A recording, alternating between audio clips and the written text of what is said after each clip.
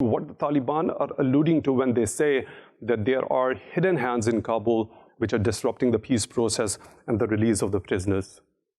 In the past, they have, with such statements, they have mainly implied hands of regional countries such as India, and at the same time, some political, groups and elements inside Afghanistan who have a staunch opposition with the Taliban.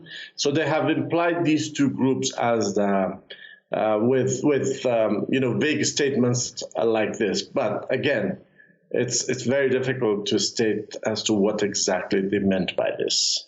So what do you think are the main irritants at this moment as we see that intra-Afghan talks, which were pretty much to be happening right after the signing of the historic peace deal between the US and the Taliban? What are the main irritants at this moment on the ground that is not allowing this one to happen?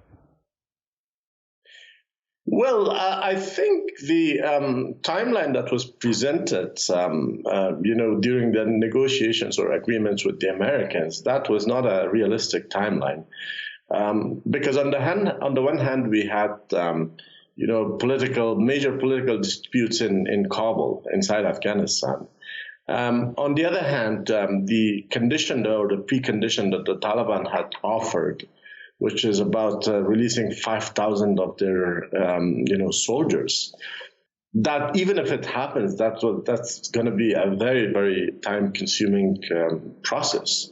And thirdly, we have this major disaster of coronavirus, which has basically created emergency situation in all parts of the world. So, having these factors in mind, we have to be realistic, and this will take much more time than what was initially agreed on.